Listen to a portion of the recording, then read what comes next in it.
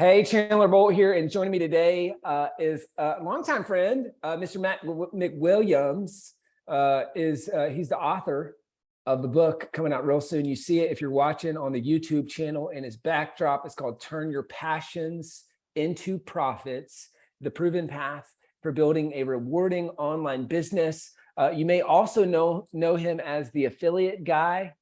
He's got a podcast by that name, and he's really one of the best affiliate marketers in the industry, I think.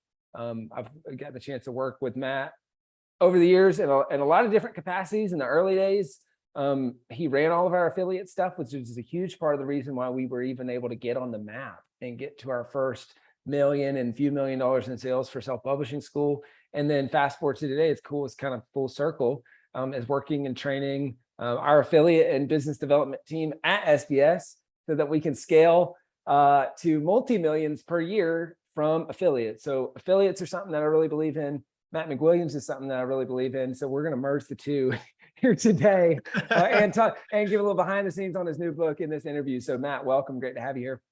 Man, good to be here, Chandler. Thanks so much for having me, bud. So talk to me about why this book.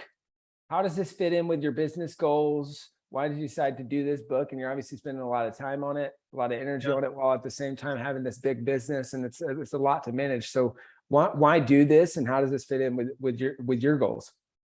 Yeah, it's as much as anything, it's a passion project. Yeah, I mean, there's business goals. Please don't misunderstand me, but it probably would have been easier to write a book about, that's more towards like 7-figure entrepreneurs who could become clients, like you talked about, working with your team or working, like we did in the past, running your stuff.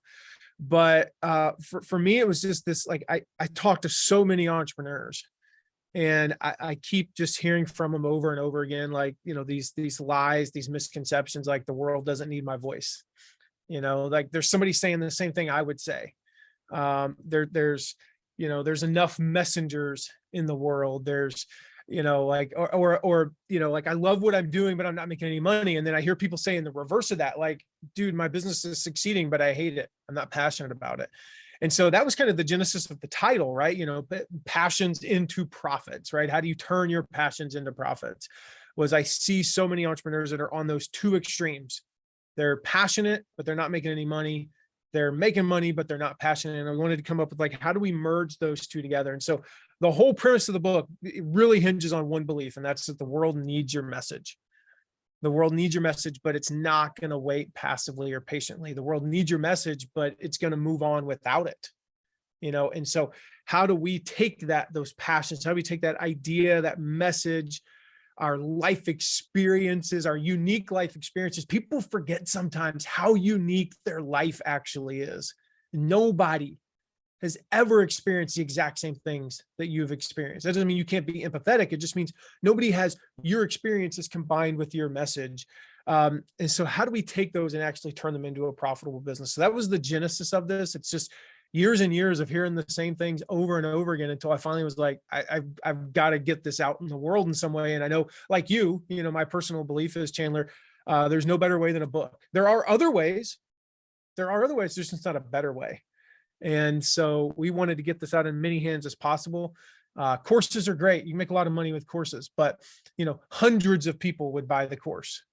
We believe, thousands, tens of thousands, even hundreds of thousands, or possibly maybe, hopefully people could buy this book. Yeah, that's great. You talk about the personal passion behind the topic, behind this topic, which I think partially answers this question, but I'll, maybe ask it anyway, just to see your take. And the book isn't out yet, and I haven't got a copy. As a result, I haven't got a copy yet, and so I haven't read it. So I don't know the ins and outs of the book yet. But I think on surface value, it'd be easy to say, hey, why? You're the affiliate guy. Why not just write an affiliate book? And like I said, maybe you have some of those components within this building your online business piece. But how did you decide on this topic versus just straight in the pocket? Let's write an affiliate management book, that sort of thing. So I'm going to answer that question, but let me just say this, there's 10 steps in the book, right? Step 9 is commit to monetize. All right. So we go all the way from clarify who you help to create consistent content. Well, the step before that is commit to monetize. And that's a mindset thing. We talk a lot about the mindset. Not surprisingly, I'm talking about monetization in that chapter. So I talk about affiliate marketing and I talk about how to start affiliate marketing. Not surprisingly, being the affiliate guy, guess what chapter is the longest in the book? Because guess which chapter got the most cut from it when I had to edit it? It was definitely chapter 9. We cut half the chapter because it was like 50,000 words long. It was a book in and of itself. Now, here's a little hint. The next book will be all about that. It'll be a lot of the stuff that we had to cut, plus some elaboration there. So that's a whole different thing. So this is step 1. This is step 1. This is like, okay, how do you even clarify who you help? Who do you clarify who your audience is? How do you learn how to lead them? How do you learn how to capture their attention in a noisy world? How do you create a community? Step 2 will be more into that monetization piece. So think of this book as how do you go from 0 to maybe even 6 figures, low 6 figures. But that's about as far as this book's going to take you. So I'll just say this. If you're a 7-figure entrepreneur, book's probably not for you. Go buy it for somebody who needs it though. I just say that, but it's probably not for you. I'm running an $8 million business. Don't buy the book. It is not going to serve you. Buy it for somebody else. The next book, of course, will be more on that. Like, okay, how do you now go into more of the affiliate side? How do you go from making $100,000 a year to making $1 million a year?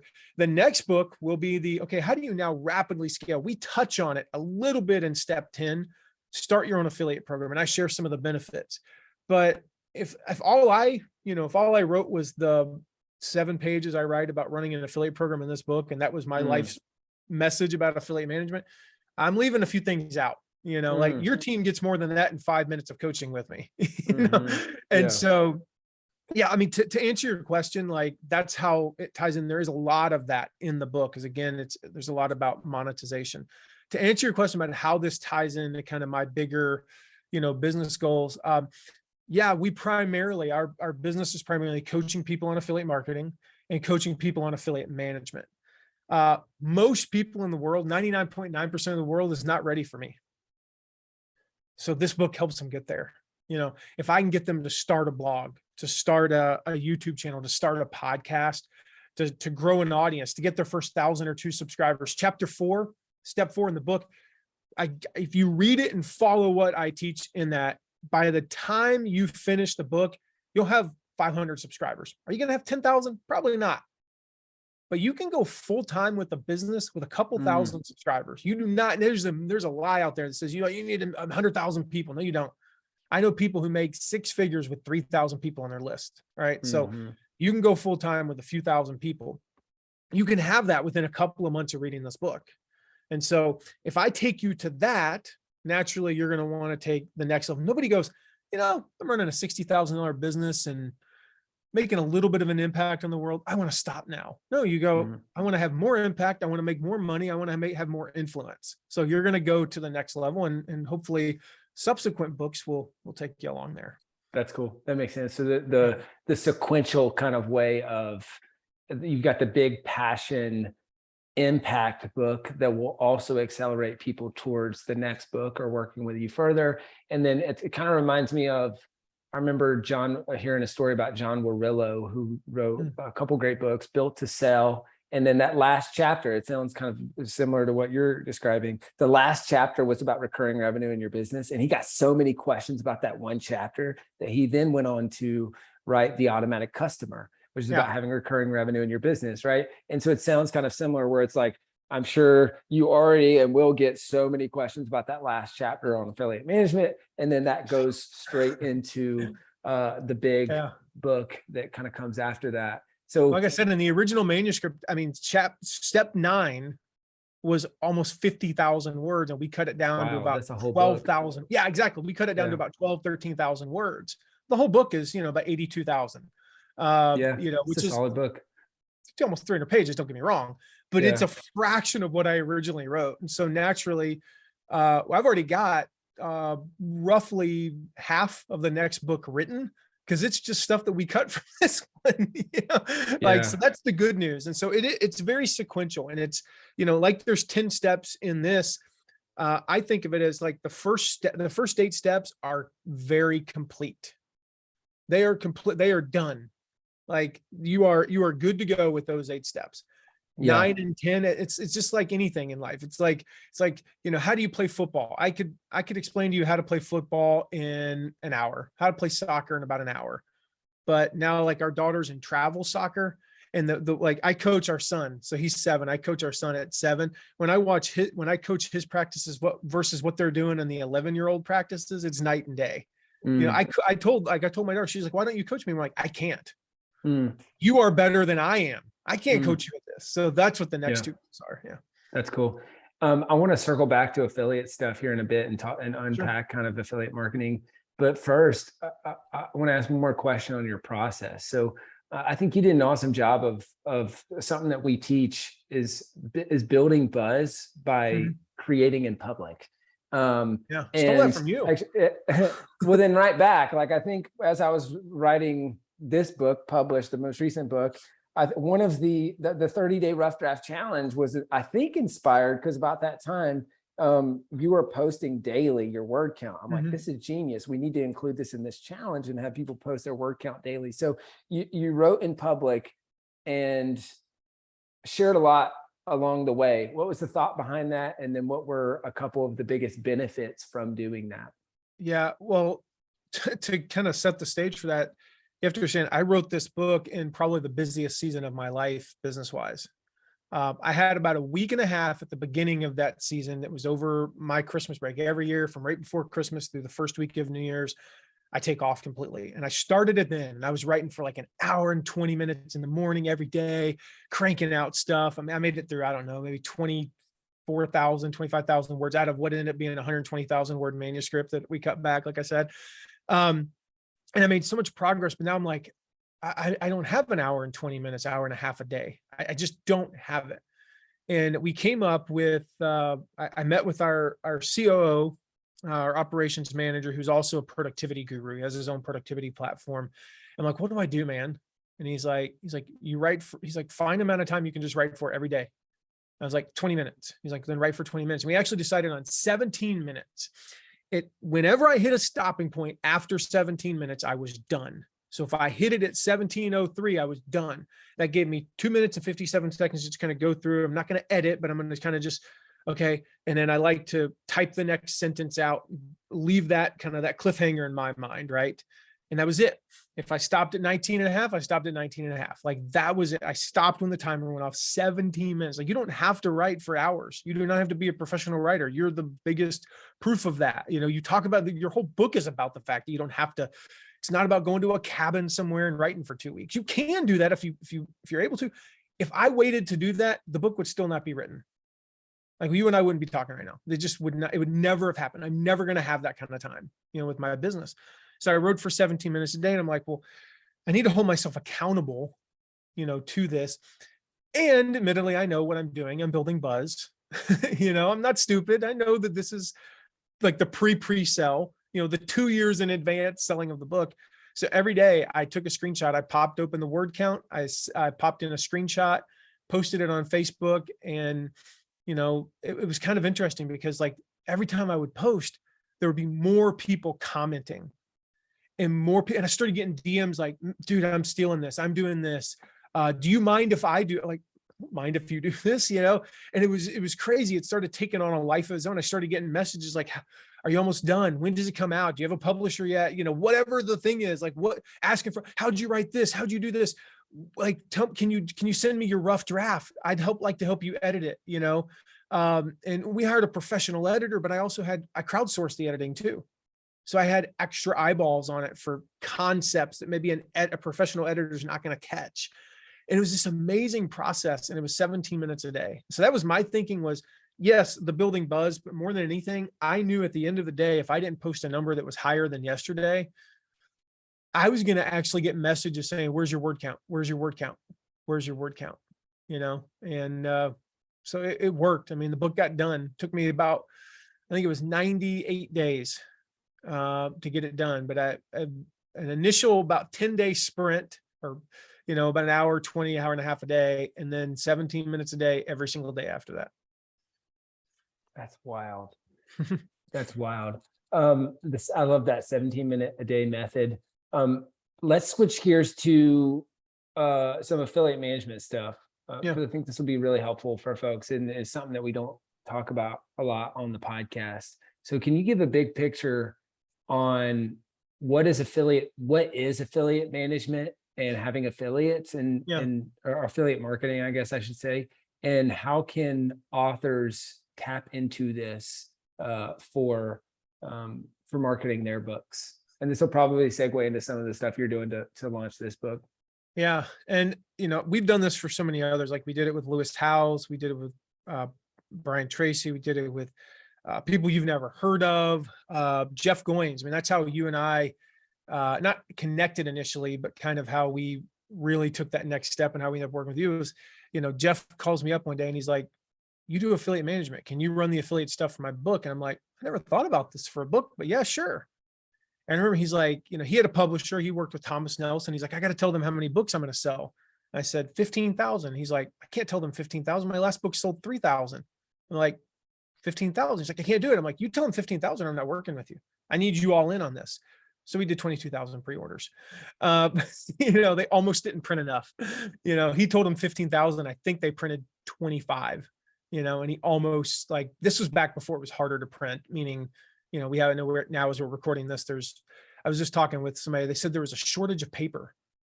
Like they had to push back their pub dates. How do we run out of paper in America? But that's a whole different thing. Like paper, I'm not an expert, but how do you run out of paper?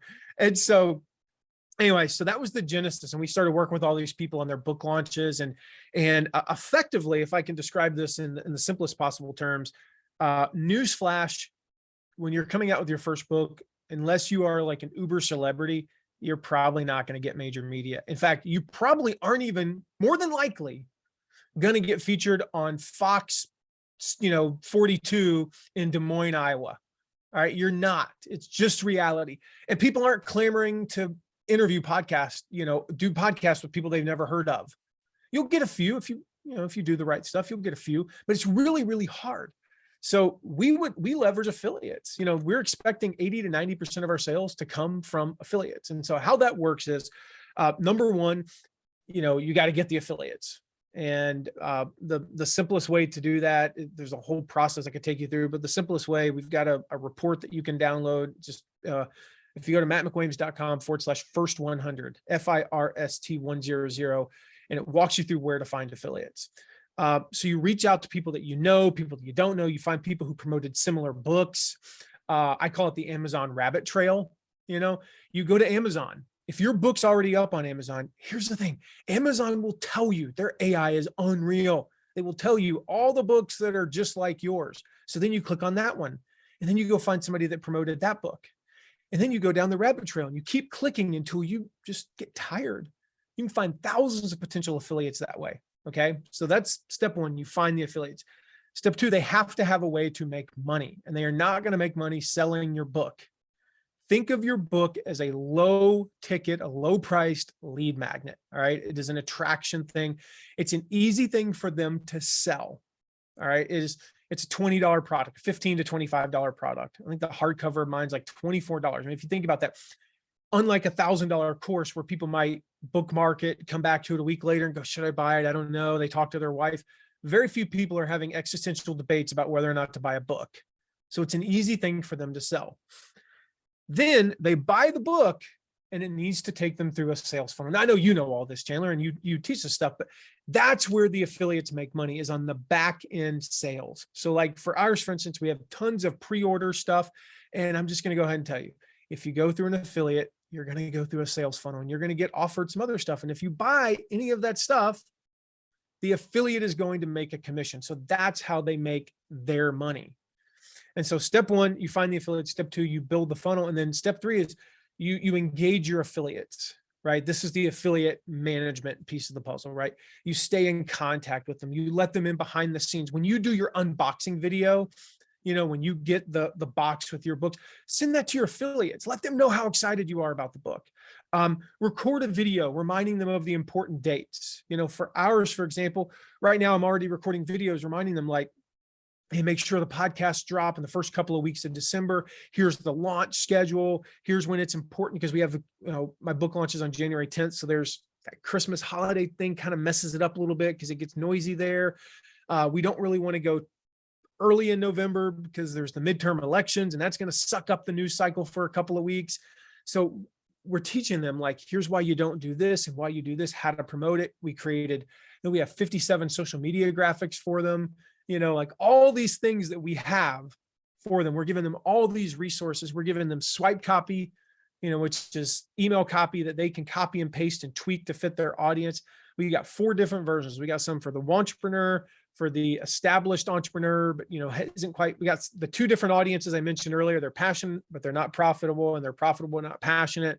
And we got another one that's got a faith-based angle to it, because we have a lot of faith-based affiliates, and it's not a faith-based book at all, but there is a underlying current there for some of those people. And so we've got all these different, resources for our affiliates to help them succeed, because if they can sell, if we get 100 affiliates who each sell 50 books, my math correct, that's 5,000 books, having that army of people. Now, of course, we want 300 affiliates to sell, 50 books, but, even at low levels, 50 affiliates selling 20 books, I mean, it's 1,000 books just like that, if you do it properly. Mm. And what's your take on, I know we were talking about this a little bit before the interview. What's your take on, because, there's probably some people who are thinking, hey, I'd love to do affiliate marketing either with my book or with my business, but I don't know, or I'm not connected to these big heavy hitters. So maybe this is off limits for me. And then there's maybe people who have a lot of connection. They're like, hey, I should only focus on these big connections that I have. And should I go small? Should I go big? Like, what's your take on kind of the winning strategy for both of those avatars? To address the one who's like, I got a lot of connections, maybe I should just go all in on affiliates. Like, I'm the affiliate guy. I built my entire brand on the affiliate side. I don't even think it should be all of your business. I think you still need paid advertising. I think you still need SEO. I think you still need social media. Now, in my business, affiliate accounts for 70% of the business, but I still have the 30%, and I like that 30%. That pays for a lot of vacations. It's nice. So I don't want to do away with that. So please don't misunderstand me. I'm not saying just like only affiliates. Do all the other stuff. It's not either or, it's both and. All right. The flip side, you asked, like, what if I know nobody? You do not need to know anybody to go down the Amazon rabbit trail. All right. If I were picking a client and the client came to me and said, I have 500 people that I think could be potential affiliates, and client B came to me and said, I have 0, who would I rather work with? Well, the first one. But when I started my very first affiliate program back in 2005, we didn't know anybody. We had 0 connections. I had to invent this. Like, there was like 2 blog posts about how to start an affiliate program. All right. There was no affiliate guy. I've got 512 episodes live right now, I think. There was nothing like my stuff back then, because 17 years ago. So I kind of invented it. And a year and a half later, we're doing $1 million a month. We didn't know anybody. I did it by doing exactly what I'm talking about now, not the Amazon rabbit trail. That's specifically for books, but we just reached out to our competitors' affiliates and said, here's why I think we're better. Do you want to come join us? We actually didn't pay more. I said, the reason we're better is because we're going to treat you like a person, not a number. The reason we're better is you're going to have my cell phone number. You're going to get emails from me, not emails from the such and such affiliate team. That was my only angle. I didn't have the angle of where you're going to make more money, in the short term. So find that angle. But on the Amazon trail side, really what you're doing is you're saying, here's the effective message, right? This is the gist of the email, and you can try different things, but the gist of the email is, hey, I saw that you promoted, let's just say it's, Joe Smith's How to Grow Hydroponic Tomatoes book. Weird example of where the heck that came from, but whatever. Here, how to grow vegetables in an urban environment book. I've got a book about such and such that's similar in this way, but different in this way. Wondered if you'd be interested in sharing it with your audience.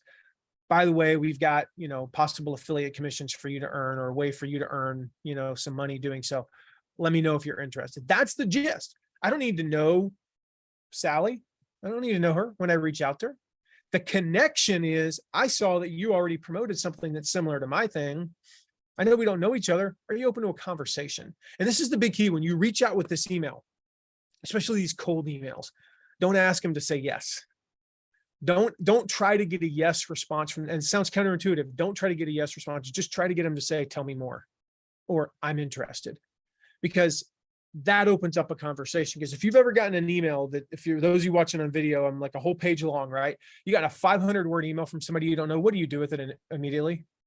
Delete. You click that trash can icon, you never read it. But if I write you a 3-sentence email, hey, I saw you promoted such and such, just wondering if you're interested in possibly sharing this with your audience, you go, tell me more, or can I have some more info? Now you've invited me to write you a 6 to 10 sentence, not a 17 paragraph, but a 6 to 10 sentence email about how it would benefit me to promote that and benefit my audience. So you've opened up a conversation. So you don't have to know anybody. And if you do have connections, then leverage those connections, leverage groups, leverage connections of connections. Once you start getting affiliates, ask those affiliates, hey, do you know anybody who might be a good fit to promote this book? That should be your number one source of new affiliates. Once you get, even if you get 10, you go get 10, you should get 5 to 10 more. You worked your butt off to get the 10. The next 5 to 10 should be easy. It's simple. You send them an email, hey, you know anybody? And then they'll send some people. And the cool thing is that it perpetuates itself, because now you take those 5 to 10 and you send them the same email. Next thing you know, you got 32 affiliates, and you really only worked your butt off to get 10 of them. And so to answer the last question, I'm on a roll. To answer the last question, like big or small, it's all of the above. If you can land yourself a whale of an affiliate who can drive 3,000 books, sign me up for that program, right? But the majority of your book sales, majority of any sales from your affiliate program are going to come from the small to medium-sized affiliates. We call it creating an army, and the beauty to that army is, my hope is this is not your last book. You wrote this book. I know this ain't my last book. I already talked about that. I have at least 3 more in me in the next 4 years. We were talking as a team last week. We're launching 3 more books in the next 4 years. Right. So I want 90% or more of the affiliates that promote this book to promote my next one. And that way, if I lose, a few, if I lose even a big one, that big one probably made up 5% of my sales. So I go, darn it. That kind of sucked, but it's not the end of the world. And I see that people make that mistake. They're like, I got 50 really big ones. Awesome. The odds of you getting all 50 of them back next time are slim to none. So you got to go out and build yourself an army. So you have that, that perpetual growth. That's great. We're coming up on our time, so I'll ask a couple final questions. One is just super practical and personal. So, we'll do a few $1 million in sales from our affiliates and partners at SPS this year. What's the one thing that you would do if you were us to take that number closer to 6 to 10 million in 2023? Man, what am I supposed to talk to your team about next week? The team about it. That's on the agenda. I can't say that now. Honestly, I'll share what I've already told them.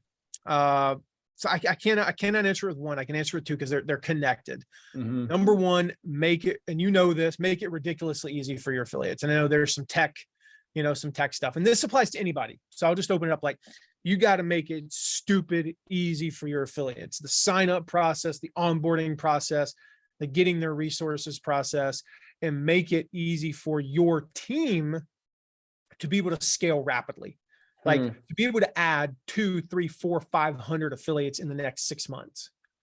And then the second thing is, doing what we call, open events. So whether it's a launch or webinars or summits or whatever, doesn't matter. Workshop, doesn't matter what you're doing, but doing them open. And what I mean by that is, you guys have succeeded, as a lot of people have, by doing these one-on-one webinars where, you have Joe Smith and he hosts the webinar and Joe's on and Joe offers, a really good bonus and Joe's sending it to him. It's a very homogenous audience, but it's very limiting because the reality is the majority, I shared this with you earlier, like look at like our clients, the overwhelming majority, 60, 70, 80% of their sales come from people that are not big enough to do that individual webinar. They're going to drive 2, 3, 4 sales.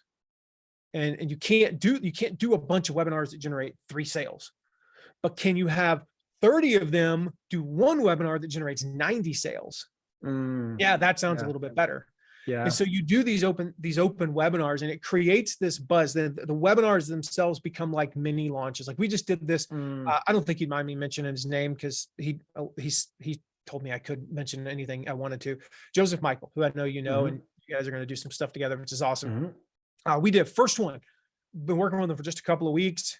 First open webinar. I think it was like, it ended up being, what we did was we do a 4-4-4 model. So 4 days of promo, 4 days, then you have the webinar on the 4th day, 4 days of replay, 4 days of open cart.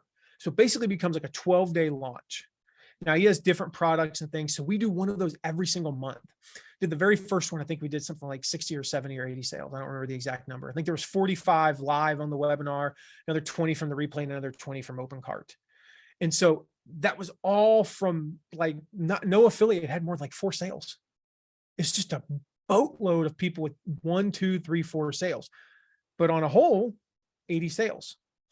And so that creates that vibe for the affiliates, and he's doing it. There's like 500, 1,000 people on the webinar. So he's stoked and the energy levels up and the comments are going like boom, boom, boom, boom, boom, boom. Every time he says, leave a comment, instead of there being like 14 people and it's kind of like a dead room, they're going so fast, you can't even keep up with them. So that would be my advice, which I've already talked awesome. about. Yeah, that's awesome. we got our first group webinar next week, I think. And so as at the time of recording this, so we'll see how it goes. I'm excited for it. Yeah. Matt, what will be your parting piece of advice, knowing what you know now, to the Matt of years ago before you wrote this book, and to all the other Matts who are thinking about writing their first book? Start it right now, like today. Write for 10 minutes. Don't write an outline. Just write the introduction.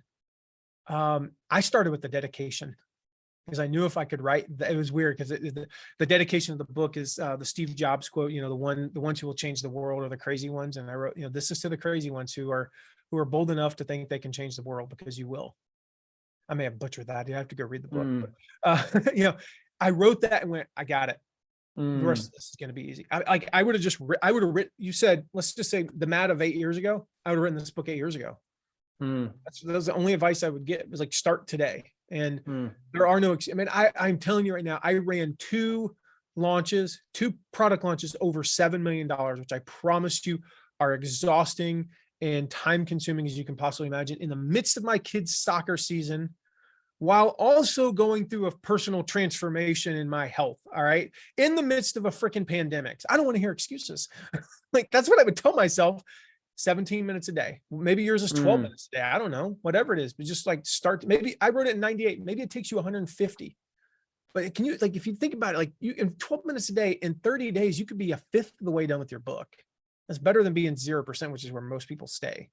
So, that would be the only advice I give. Just start now. Like, literally, you are listening, turn me off, go buy the book first, pre-order the book.